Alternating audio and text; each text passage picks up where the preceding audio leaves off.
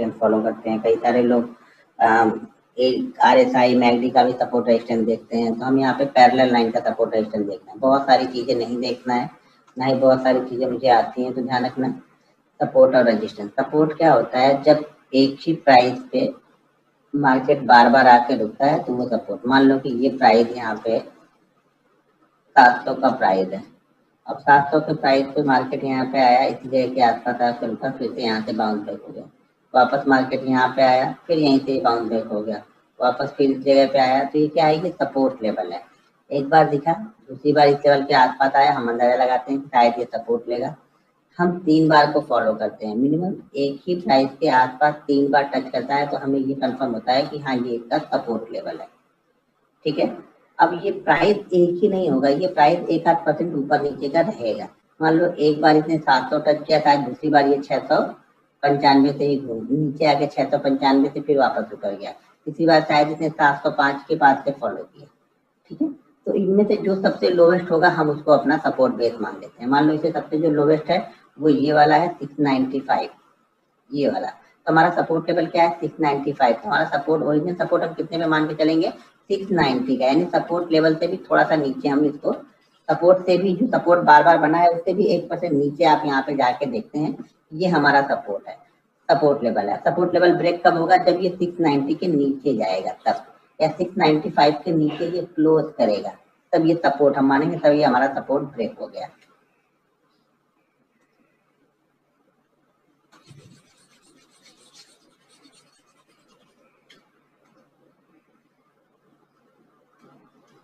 मान लो bank Nifty है, ठीक है, बैंक निफ्टी का एक प्राइस ऊपर की तरफ जा रहा है, यहाँ पे जा रहा है और यहाँ पे वापस नीचे आ रहा है। मान लो ये 34,000 का लेवल है, ठीक है, 34,000 ये हो रहा था, 34,000 है, अगली बार यहाँ पे घूम गया, वापस ऊपर की तरफ गया, अब ये यहाँ पे इस बार 34,100 से घूम जाता है। ठीक है, फिर अगली बार आता है, इस बार ये क्या करता है 33,900 से घूम के जाता है। तो हमारे पास ये सपोर्ट लेवल है। सपोर्ट जो एरिया होगा, एक जोन नहीं, एक एरिया, एक फिक्स नहीं होता, एक जोन होता है। तो अब ये हम क्या मान रहे हैं कि ये 200-300 का जो जोन है ये इसके लिए सपोर्ट लेवल है। कौन सा लेवल सपोर्ट जोन है, 34,000 मान लीजिए 150 से लेकर के 37,900 बैंक निफ्टी के लिए सपोर्ट एरिया है। ठीक है, अब इस बीच में क्या होता है, सपोर्ट एरिया के बीच में यहाँ पे ट्रेड करना मुश्किल होगा आपको, यहाँ पे हमें ट्रेड करने नहीं चाहिए, यहाँ पे हमें इंतजार करना चाहिए। इस बीच में अगर ट्रेड होता है तो हमेशा हमें वेट करना चाहिए किसी भी साइड में जाने के लिए। अब ये सपोर्ट बना या नहीं बना, 2 बार 3 बार से तो इसने सपोर्ट लिया, अब चौथी बार ये सपोर्ट लेगा या नहीं लेगा उसको कैसे आइडेंटिफाई करते हैं, और हम क्या है, हम ब्रेकआउट ट्रेडर हैं। ठीक है ना, हमें बड़ा पैसा कब बनेगा, जब ये सपोर्ट को ब्रेक करके नीचे ट्रेड करेगा, इस सपोर्ट लेवल के पास में आएगा, तो यहाँ पे बाइंग करना थोड़ा सा मोमेंटम नहीं जनरेट होता है, यहाँ पे वो फास्ट मूवमेंट नहीं बनती है। अगर हम बैंक निफ्टी ऑप्शन ट्रेडिंग करते हैं या फिर इंट्राडे ट्रेडिंग करते हैं तो हमें ये मोमेंटम जनरेट यहाँ पे नहीं होता है। ये स्विंग ट्रेडिंग करने वाले लोग यहाँ पे बाइंग कर लेते हैं कि चलो उन्होंने टॉप पे नहीं बॉटम पे बाइंग किया है, अब जो इनका एसएल है, ये छोटा सा इनका एसएल है, 200-300 पॉइंट का यहाँ पे एसएल है, गया तो एक बड़ा मूवमेंट मिलेगा, नहीं गया तो 200-300 पॉइंट का इनका एसएल हो जाएगा। ठीक है, लेकिन हम ऑप्शन बायर हैं या बैंक निफ्टी ट्रेड करते हैं, तो इंट्राडे ट्रेडर है, तो हमें फास्ट चीज हम लेके यहाँ पे खड़े तो रहेंगे नहीं, हमें तो मोमेंटम चाहिए कि यहाँ पे आए और यहाँ से मोमेंटम जनरेट हो और फास्ट मोमेंट हमें बने, जो भी हमें 300-400 पॉइंट का मोमेंटम मिले हमें मिल जाए तुरंत। ठीक है, तो ये क्या होता है, एक एरिया बनता है जिसको हम सपोर्ट एरिया बोलते हैं। तो ये एरिया इसके लिए क्या है, 200 पॉइंट का एरिया क्या है, अभी बैंक निफ्टी के लिए, जैसा कि कल मैंने आप लोग को एक लेवल डाला था कि 33,980 से लेकर के 34,100 बैंक निफ्टी के लिए सपोर्ट है। बैंक निफ्टी ने लो लगाया था 34,117 का कल का लो लगा के, वहीं से वापस वो घूम के ऊपर की तरफ चला गया। ठीक है, अब ये घूम के ऊपर की तरफ चला गया तो इसके हमें सपोर्ट 34,000 का इसने ले लिया, लेकिन ये 34,000 का सपोर्ट लिया, ये हम कैसे मान ले कि 34,000 का इसने सपोर्ट ले लिया। तो इसके लिए क्या था, बैंक निफ्टी 34,300 के पास जाके घूम रहा था। कल का चार्ट अगर देखोगे आप बैंक निफ्टी का, तो बैंक निफ्टी क्या कर रहा था, 34,300 के पास जाके घूम रहा था और काफी टाइम बिताया, काफी टाइम बाद में इसने ये लेवल को ब्रेक नहीं किया और उसने ऊपर वाला लेवल ब्रेक किया। अब जब ये 360 ब्रेक कर दिया, 34,360 को ब्रेक कर दिया, तब हमें ये फाइनल होगा कि आज के लिए हमारा ये सपोर्ट काम कर रहा है। और वहीं पे मैंने आपको बाइंग दिया था 34,360 के ऊपर बैंक निफ्टी में एक मोमेंटम जनरेट होगा। ठीक है, तो यहाँ पे क्या हो गया, यहाँ से निकला और यहाँ पे आके ये कंसोलिडेट करने लगा, यानी इस प्राइस को ब्रेक नहीं कर रहा, ऊपर भी नहीं जा रहा, यहाँ पे ये टाइम बिता रहा। ठीक है, टाइम बिता रहा है। जब टाइम बिताता है ना तो हमें ये कंफर्म होता है कि ये सपोर्ट लेगा या नहीं लेगा। कब? जब उस टाइम बिताने वाले रेंज को ऊपर की साइड में ब्रेक करता है। हमने सपोर्ट तो आइडेंटिफाई कर लिया कि 34,000 के आसपास इसका सपोर्ट है, लेकिन यहाँ पे हम बाइंग करेंगे 34,000 के पास? बिल्कुल नहीं, यहाँ पे हम बाइंग नहीं करेंगे। हम बाइंग कहाँ पे करेंगे? जब वो थोड़ा सा ऊपर या उसी लेवल के आसपास टाइम बिताने लगता है, और टाइम बिताने के बाद जो रेंज बनाता है उस रेंज को जब ब्रेक करता है तब हम मानते हैं कि हमारा सपोर्ट हो गया, अब हम यहाँ पे बाइंग कर सकते हैं।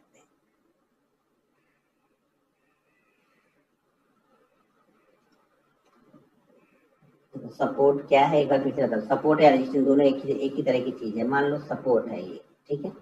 अब हमने एक कोई स्टॉक है या बैंक निफ्टी है या निफ्टी है, जो भी है। अब बैंक निफ्टी है, मान के चलते हैं कि बैंक निफ्टी यहाँ से निकलता है, कहीं ऊपर तक जाता है, और ऊपर जाने के बाद ये वापस करेक्शन होता है तो इसी लेवल के आसपास आता है, ठीक है। अब ये लेवल हम मान लेते हैं कि 34,000 का है, ठीक है। 34,000 का पहली बार ये क्या यहाँ से घूम गया, कहाँ से? 34,100 से ये घूम गया। अब यहीं पे घूम गया। अगर यहाँ पे आता है, वन वे चला जाता है, इससे हमें कुछ लेना देना ही नहीं है। इस ट्रेड को आप कभी पकड़ नहीं पाओगे। ये ट्रेड हमारे लिए रिस्की होगा। रिस्क हमें कब होगा? जब हमें क्लियर कट वहां पे एक व्यू मिले कि हमें यहाँ पे बाइंग कर। स्क्रीन नहीं दिख रही? स्क्रीन दिख रही? या टाइप करो, एक सजन ने लिखा है स्क्रीन नहीं दिख रही। दिख रही है? हाँ, ठीक है, छोड़ दो। तो अब दूसरी बार मान लो शायद कहीं यहाँ तक गया और वापस यहीं पे आता है, और इस बार ये क्या करता है? 33,900 के पास आके फिर से घूम जाता है। कम से कम हमें 3 पॉइंट चाहिए, इसी लेवल के आसपास 3 पॉइंट चाहिए, उसके बाद ही हम सोचेंगे कुछ इसके बारे में। शुरुआती दौर में आपको 3 पॉइंट चाहिए। जब आप कम से कम 1 साल प्रैक्टिस कर लेते हो ना, तो दो प्राइस पे यानी दो सपोर्ट के बाद भी हम सपोर्ट लेवल उसको मान सकते हैं, लेकिन शुरुआत में आपको 3 में फॉलो करना है। कब तक? 1 साल तक। आपको कम ट्रेड मिलेंगे लेकिन क्लियर ट्रेड पहले मिलेंगे, कॉन्फिडेंस बढ़ेगा आपका, ठीक है।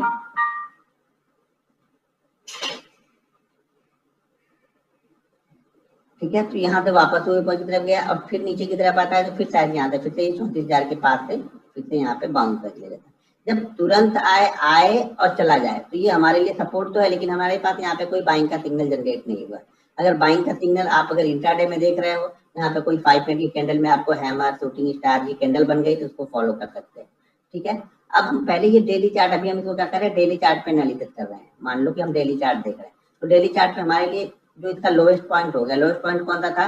33,900। तो ये हमारे लिए अब एक लेवल हो गया कि 33,850 के नीचे जिस दिन बैंक निफ्टी क्लोज करेगा, बैंक निफ्टी ने मतलब ये सपोर्ट लेवल को ब्रेक कर दिया। इंट्राडे में ये शायद यहाँ से लेके घूम गया, कोई बात नहीं, लेकिन ये सपोर्ट ब्रेक होगा 850।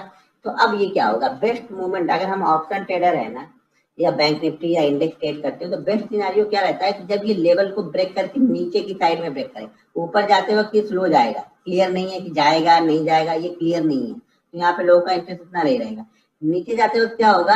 यहाँ पे अब मान लो यहाँ पे ये बायर यहाँ पे बाइंग किए होंगे, यहाँ पे बायर होगा, यहाँ पे बायर ऊपर लेके गया, यहाँ पे बायर ऊपर लेके गया। अब ये जितने लोगों ने भी बाइंग किया होगा ना, उन सब लोगों ने एसएल यहाँ पे रखा होगा, ठीक है। एसएल का हमारा रूल है, अगर हमने भी बाइंग किया होगा तो मान लो एसएल हम यहीं पे रखेंगे। अब बेस्ट सिनेरियो क्या बनता है कि अगर इसने कल 850 के आसपास क्लोज कर दिया है और अगले दिन इसको ब्रेक करता है, तो ये मोमेंटम आपका फास्ट जनरेट होगा। क्यों? क्योंकि जितने भी ये एसएल इन्होंने बाइंग किया होगा, सब लोगों के एसएल होने एक साथ में स्टार्ट हो जाएंगे। ये एसएल होते हैं तो क्या होता है कि मोमेंटम जनरेट होता है। तो इस मोमेंटम में बैंक निफ्टी आपको 250-300 पॉइंट गिर के आया। कल मैंने दिया था ना, बैंक निफ्टी 34,700 के नीचे सेल करना है। 34,700 क्यों? 34,700 एक सपोर्ट लेवल था, जिन्होंने 4 दिन 5 दिन 6 दिन पहले बाइंग किया होगा, वो 34,700 के सारे एसएल कटेंगे वहां पे। जैसे मार्केट 34,700 पे आएगा, सब लोग कैसे डरा कटना स्टार्ट हो जाएंगे, और जैसे एसएल कटना स्टार्ट हुआ, मार्केट यहाँ पे 300-400 पॉइंट का मूवमेंट आपको कल देके गया। तो सपोर्ट हम क्या ट्रेड करते हैं? ज्यादातर मैं सपोर्ट पे बाइंग ज्यादा प्रेफर नहीं करता हूँ। सपोर्ट के नीचे अगर क्लोज करता है तो मैं सेल प्रेफर करता हूँ यहाँ पे, क्योंकि वहां पे मोमेंटम आपको फास्ट मिलेगा, ठीक है। जो पैसा हमारा बनेगा वो तेज बनेगा। ऑप्शन हमें मोमेंटम चाहिए होता है, हमें 200 पॉइंट की मोमेंटम मिले लेकिन क्लियर मिले। ये 200 पॉइंट सारे दिन में बैंक निफ्टी घूम के जाएगा ना, आपको ऑप्शन में कोई बेनिफिट नहीं होगा। ऐसे ऐसे ऐसे ऐसे करके जाएगा ना, तो आपको कोई बेनिफिट नहीं होगा। ऑप्शन में फायदा हमें तब होता है जब ये ऐसे चल जाता है, ये 90 डिग्री का एंगल बना के फटाक से भागता है बैंक निफ्टी ना, तब हमारा ऑप्शन का प्रीमियम तेजी से बढ़ता है। अभी देखो, आप अगर आप ऑप्शन बायर हो, मान लो आप ऑप्शन को बाइंग करते हो, बैंक निफ्टी ट्रेड कर रहा है 34,000 यहाँ पे ट्रेड कर रहा है, सुबह सुबह मान लो 34,000 पे ट्रेड कर रहा है, आपने यहाँ पे कॉल ले लिया, मान लेते हैं वो कॉल आपकी 100 रुपए में मिल गई, ठीक है। 34,000 ट्रेड करने के बाद आपने यहाँ पे करता है, आपने कॉल ले लिया, आप यहाँ पे लिखो कि बैंक निफ्टी, आपने बैंक निफ्टी तब बाइंग किया जब बैंक निफ्टी 34,000 ट्रेड कर रहा था, उस समय आपके कॉल की प्रीमियम थी 100 रुपए। आपने यहाँ पे मान लीजिए बैंक निफ्टी यहाँ पे है, बैंक निफ्टी का ये लेवल जो है वो 34,000 का लेवल है, और यहाँ पे आपने 100 रुपए की प्रीमियम देके एक कॉल बाइंग कर ली, मान लेते हैं 34,000 की कॉल आपने बाइंग की, ठीक है।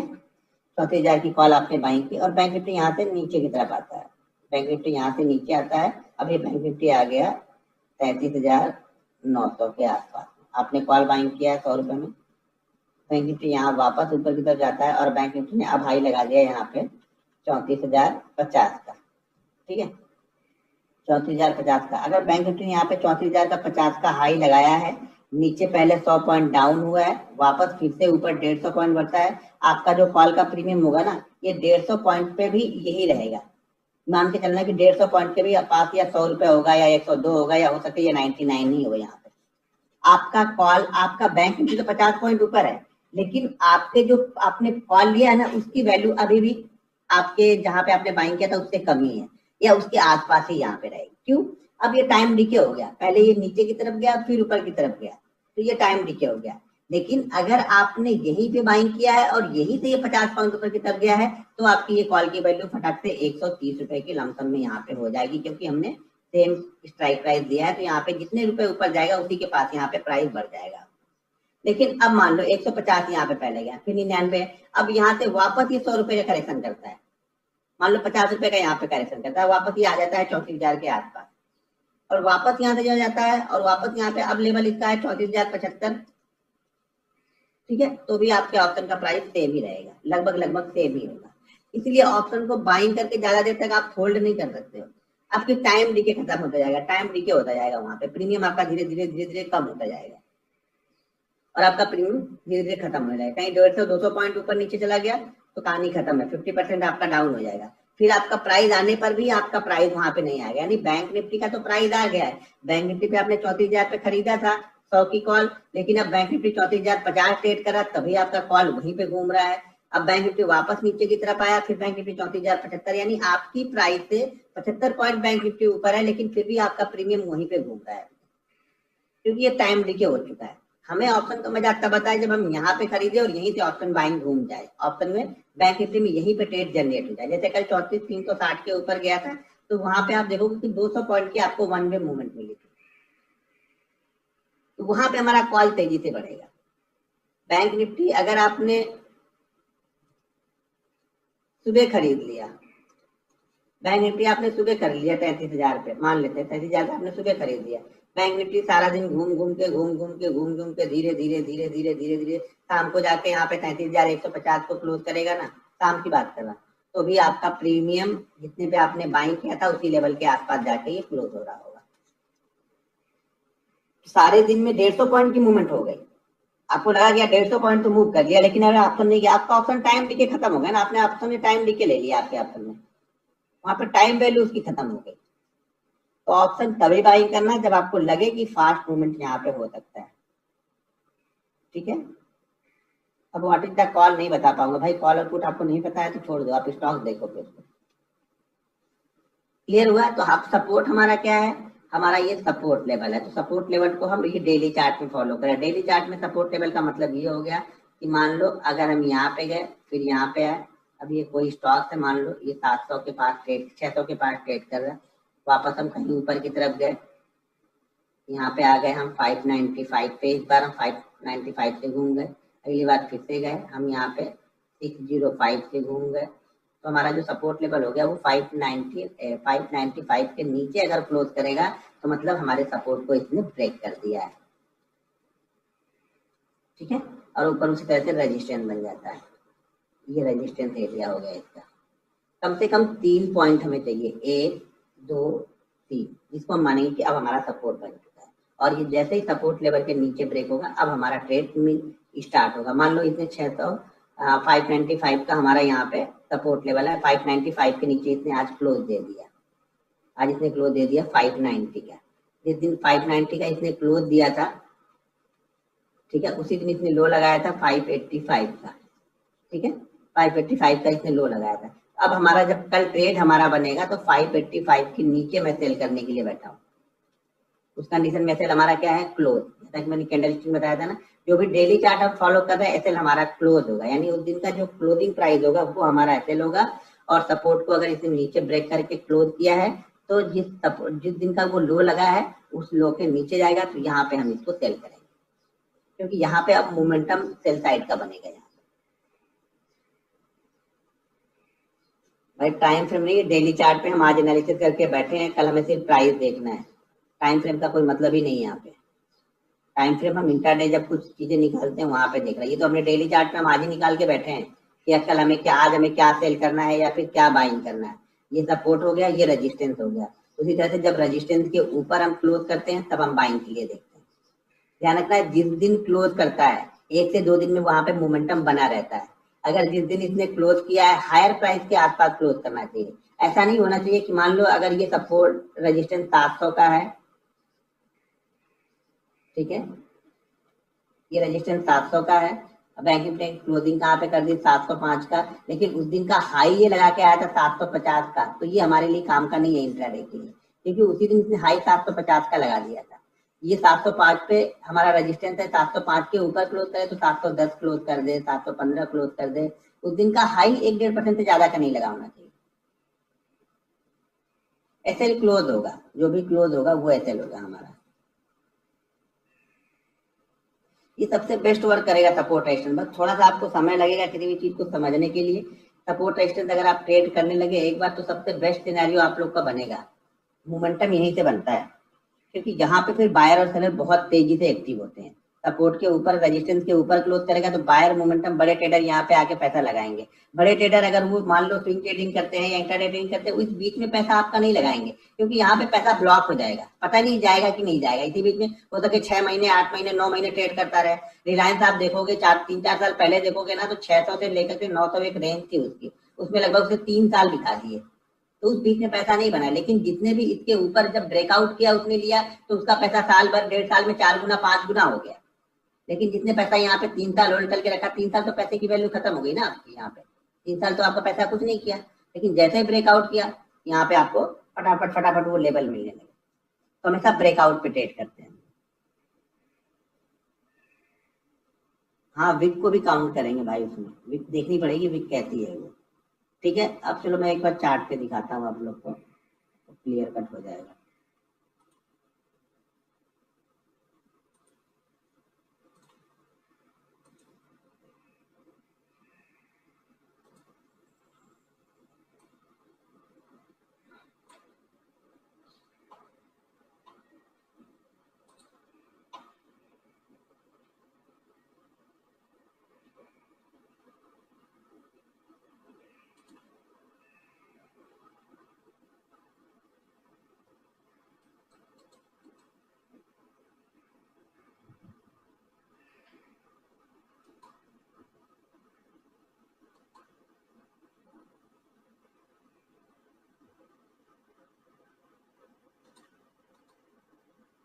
अब जैसे ये कोटक बैंक है, ठीक है, कोटक बैंक को समझना पहले।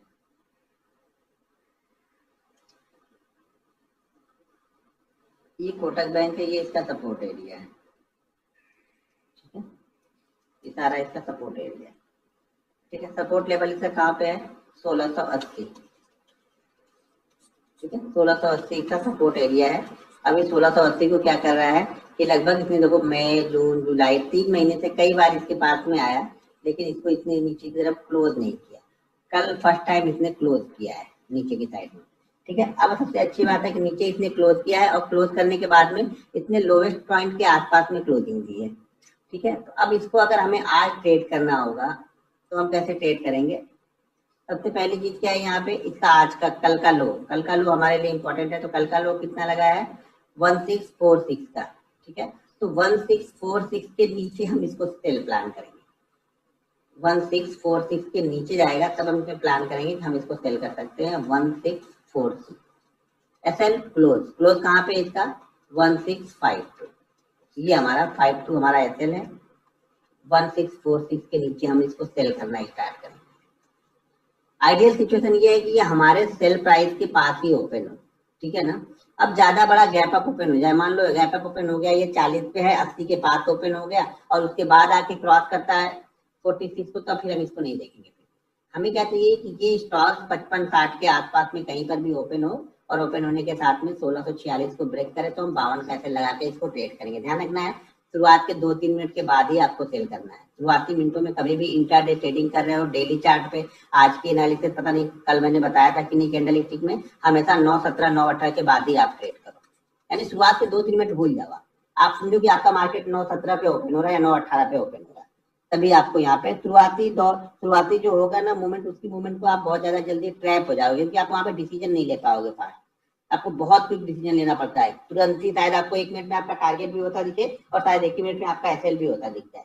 तो अगर आप एसएल होने के बाद निकलते नहीं हो तो बड़ा लॉस हो सकता है आपका, ठीक है। तो यहाँ पे हम क्या कर रहे हैं, 1646 के नीचे सेल प्लान कर रहे हैं। क्यों? इसमें सपोर्ट बना हुआ था और इस सपोर्ट लेवल को इसने ऑलरेडी ब्रेक करके क्लोज किया है, ठीक है।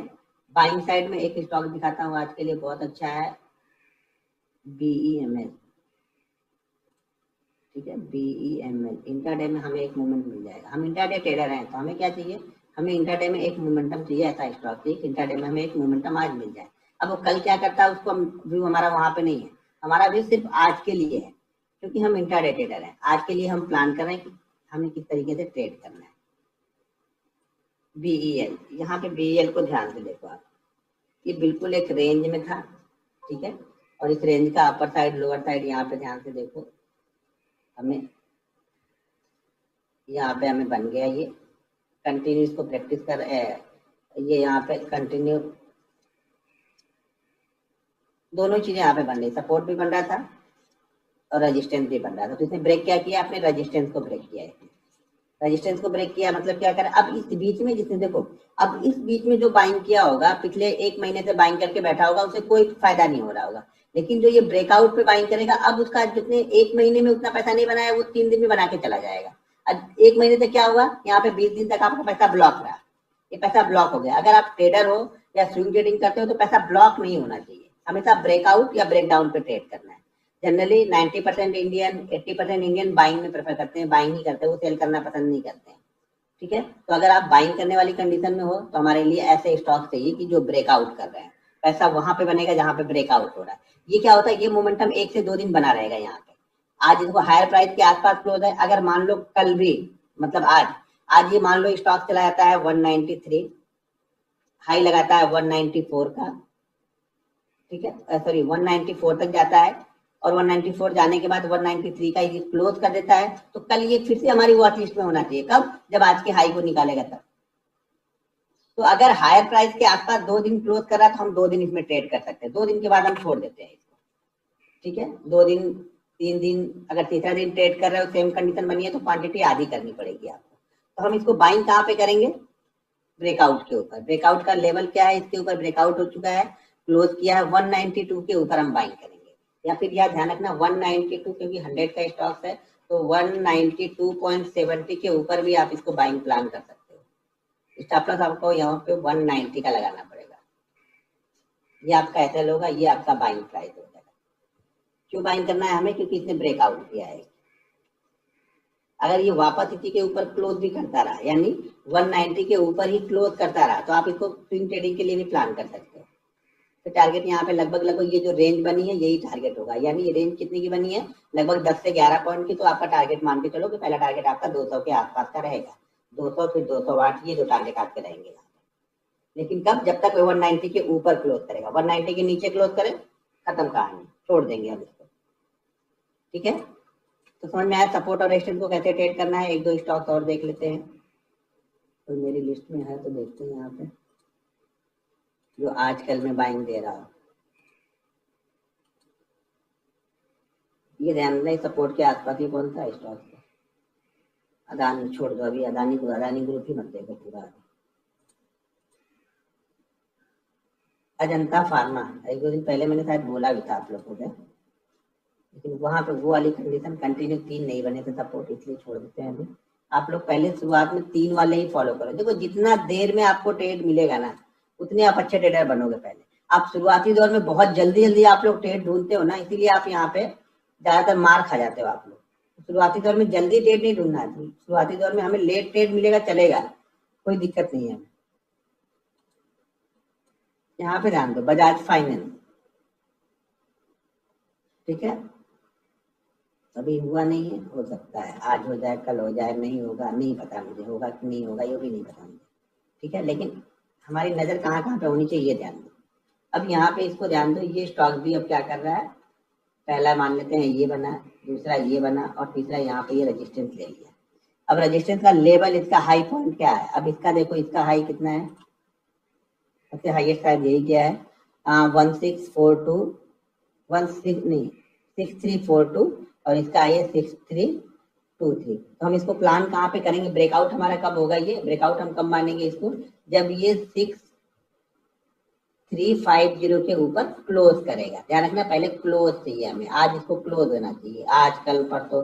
जब ये इसके ऊपर क्लोज करके एक कैंडल बनाएगा, और जिस दिन क्लोज करेगा वो हायर प्राइस के आसपास ही क्लोज करेगा।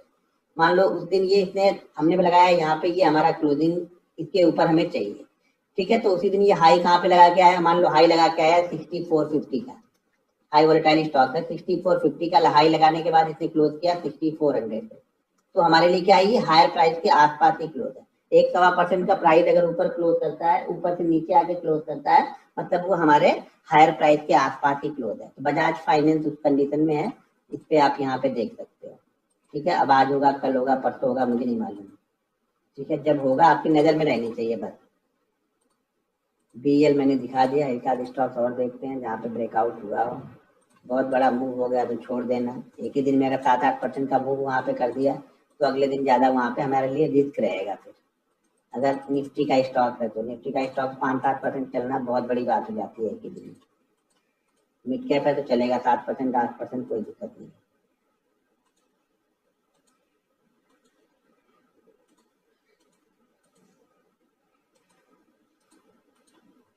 ठीक है, बैंक निफ्टी में भी इसको फॉलो करना है, निफ्टी में भी फॉलो करना है, कमोडिटी करेंसी जो भी आप फॉलो करते हो सब जगह फॉलो करो। और देखो ब्रेकआउट देके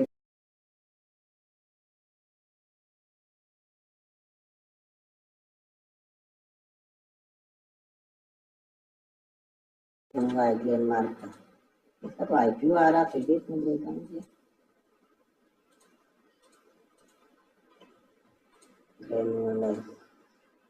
ये कौन सा स्टॉक है, ग्रेफाइट चार्ट क्लियर नहीं क्या यहाँ पे, ऐसे चल ही रहा। चलो अभी देखते हैं कुछ अच्छा।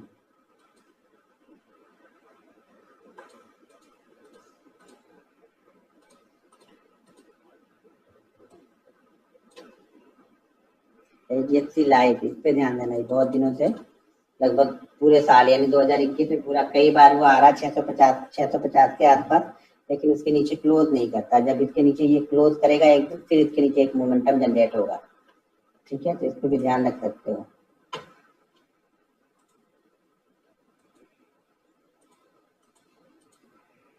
यहाँ पर देखना है हिंदुस्तान यूनिलीवर, यहाँ पर भी एक मोमेंटम आपको, लेकिन जब क्लोज करेगा तब की बात हम कर रहे हैं, ठीक है। ये इसका लिए सपोर्ट लेवल है, यानी सपोर्ट लेवल इसका क्या है, 2300 हम मान के चलते हैं सपोर्ट इसका।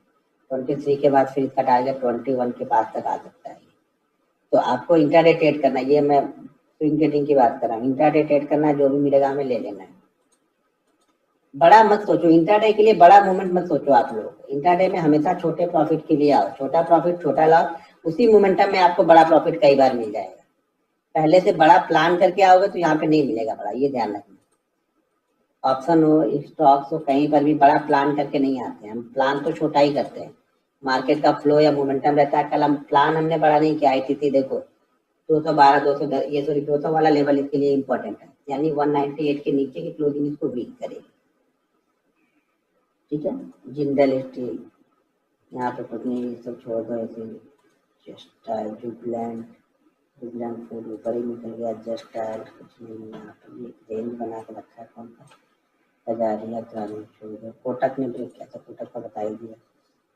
KSCL, ये स्टॉक देखना, L&T फाइनेंस, कंटिन्यू 3-4 बार यहाँ पे आ चुका है, अब ये आएगा तो रिस्की हो जाएगा। ठीक है,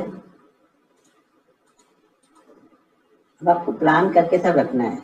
LTI, ये स्टॉक अगर 4500 के ऊपर क्लोज कर दे तब, ठीक है, एक दिन भी किसके ऊपर गई, बाकी सब नीचे, लेकिन बॉडी एक भी इसकी 4500 के ऊपर नहीं है। ठीक है ना, तो इसलिए हम इसका जो सपोर्ट निकालेंगे वो थोड़ा सा 4500 के ऊपर, यानी एक भी दिन अगर ये 4500 के ऊपर क्लोज करने में कामयाब हो गया तो अगले दिन यहाँ पे आपको मोमेंटम दिखेगा, जो कि हमारे लिए चाहिए इंट्राडे के लिए। इंट्राडे के लिए बेस्ट मोमेंटम आपको मिल जाएगा अगर ये 4500 के ऊपर क्लोज कर देता है। आज क्लोज करे, कल करे, परसों करे, 45 के ऊपर क्लोज कर दे और अगले दिन मतलब क्लोज करने के साथ ही हायर प्राइस के आसपास ही क्लोज करे। हायर प्राइस का मतलब ये हो गया कि मान लो जिस दिन ये 45 को ब्रेक कर रहा है उस दिन अगर ये 45 मान लो 45.80 पे गया और आके क्लोजिंग इसने कर दी 45.20 पे, चलेगा हमारे लिए। लेकिन अगर उसी दिन ये 45 की जगह ये 48 जाके आके क्लोज करता है तब नहीं, क्योंकि 300 पॉइंट की मोमेंटम हो गया, फिर अभी से अगले दिन ट्रेड नहीं करेंगे, छोड़ देंगे। अभी सबसे पहले हमारा रिस्क मिलना है, रिस्क देखना है अपना। ऐसा नहीं कि हमारा रिस्क हमने बहुत बड़ा ले लिया, पता लगा रिस्क के बराबर में प्रॉफिट ही नहीं हो रहा है। महिंद्रा मीडियम फाइनेंस में ब्रेक कर दिया, मेरिको, मारुति, मैकडोनल्ड, ब्रेकआउट, बहुत सारे स्टॉक्स में ब्रेकआउट ब्रेकडाउन वाले लाइन में। तो आप सबको फॉलो करो, देखो डेली चार्ट पे देखो कहाँ पे क्या हो रहा है। स्टॉक इसमें देख सकते हो, निफ्टी 500 के स्टॉक है उसमें भी जाके आप ढूंढ के देख सकते हो, जो आपको पसंद हो वो स्टॉक अपनी वॉच लिस्ट में लगा लो। जरूरी नहीं यही ट्रेड करने, आप अपनी वॉच लिस्ट में लगा लो कौन सा स्टॉक आपको सूट करता है।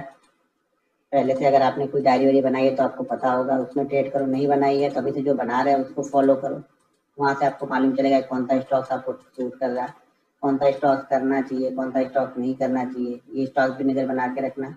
940 के ऊपर अगर क्लोज करता है तो